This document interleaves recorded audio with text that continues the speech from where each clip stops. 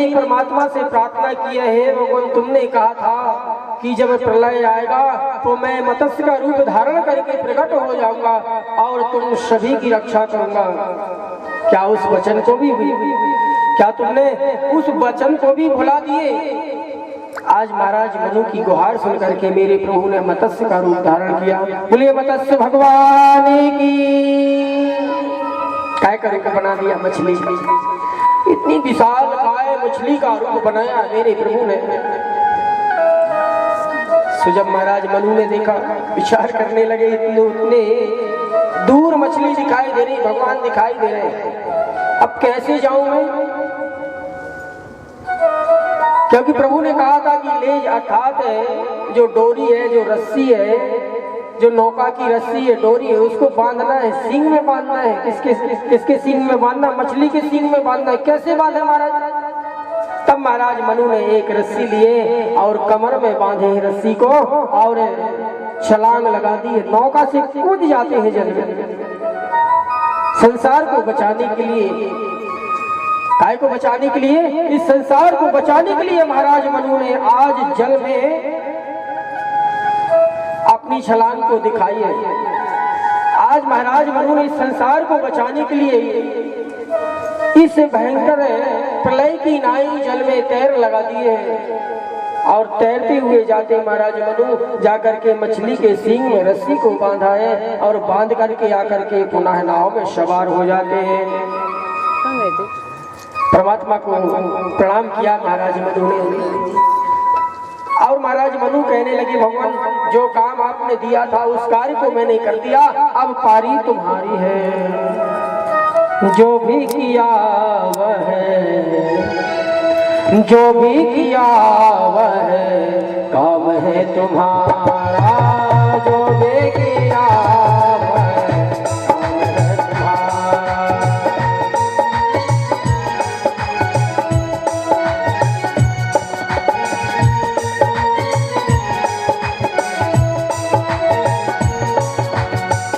काम है तुम्हारा। काम है तुम्हारा, नाम है तुम्हारा, काम है तुम्हारा, नाम है तुम्हारा, जो है किया वह है तुम्हारा,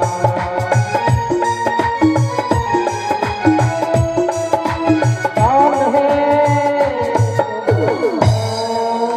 परमात्मा से प्रार्थना करते महाराज मनु, प्रभु आपने जो आदेश दिया था उस आदेश का मैंने पालन किया है।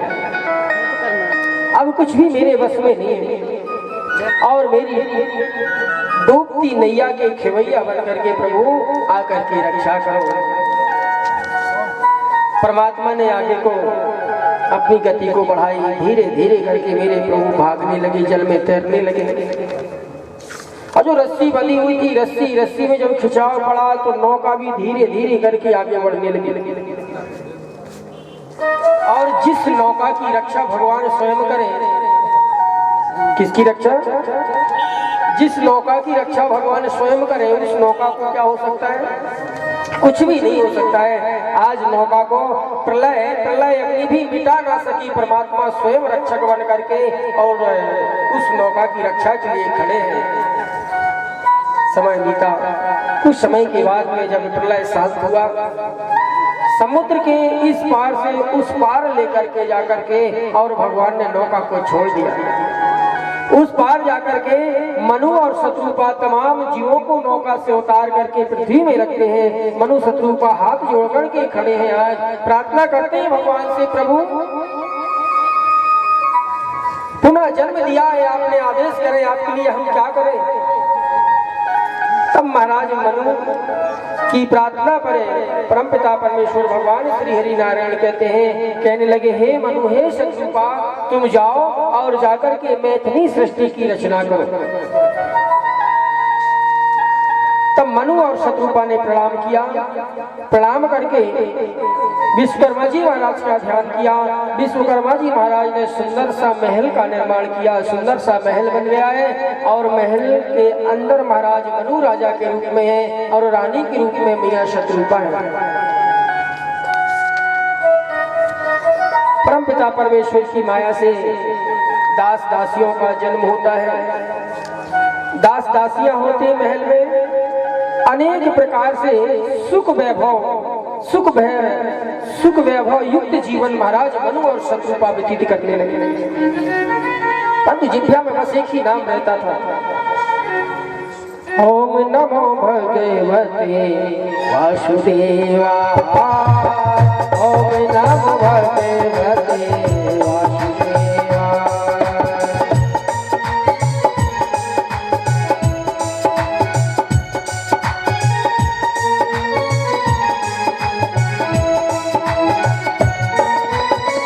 सभी को बोलना है ओम नमो भगवते वासुदेवाय नमः, है ना। और ये कोई छोटा मोटा मंत्र नहीं है।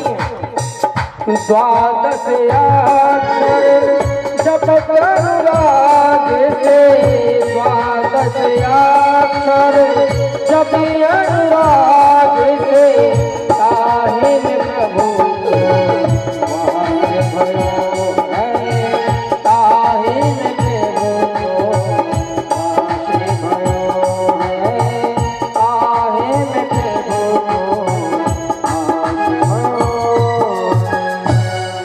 द्वादश अक्षर कहते हैं ओम नमो भगवते वासुदेवाय नमः। एक बार जो इस मंत्र का जाप कर ले, एक बार इस मंत्र का जो जाप कर ले, तो समझ जाओ किए हुए जितने भी पाप हैं वे पुनः नष्ट हो जाते हैं। आज महाराज मनु और मैया शत्रुपा मिलकर के इसी महामंत्र का जाप कर रहे हैं। तो आइए हम सभी मिलकर के जाप करते हैं ना, कोई भी कंजूसी नहीं करेगा, विशेषकर हमारी बहनों से आग्रह है। बिल्कुल हल्ला न करें आप लोग, बढ़िया शांति बैठक से बैठे और कथा सुने बढ़िया। वो बात अलग है कि हमारी बहनें बड़े दूर दूर से आती हैं, और फिर कथा पंडाल ही तो एक ऐसा साधन है जहाँ पर बहनें मिल करके खूब बते आती हैं। कह जी अरे हमें पता तो बबलू भागवत सुने, वो पता तो कि जीजी आए, तो मैंने सोची पहले ही चली जाऊंगी, एक दो दिन साथ में हैं। आप लोग साथ में रहे तो, लेकिन कम से कम कथा पंडाल में तो ना बताए। चलिए सभी मिलकर के परमात्मा का नाम लेते हैं। श्री कृष्ण गोविंद हरे मुरारी,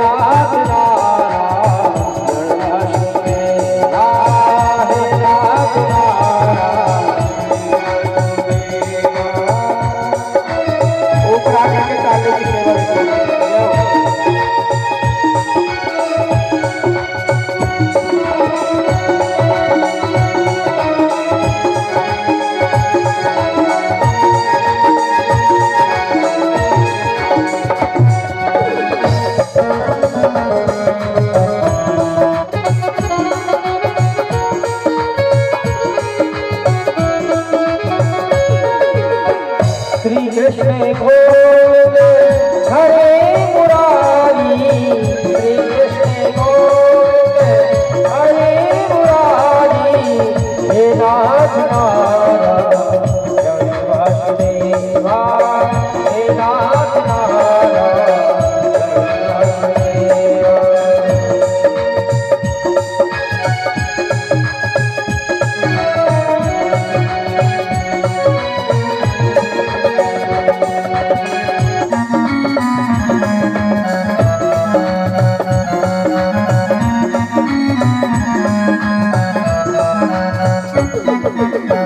श्री कृष्ण गोविंद हरे मुरारी, श्री कृष्ण गोविंद हरे मुरारी, हे नाथ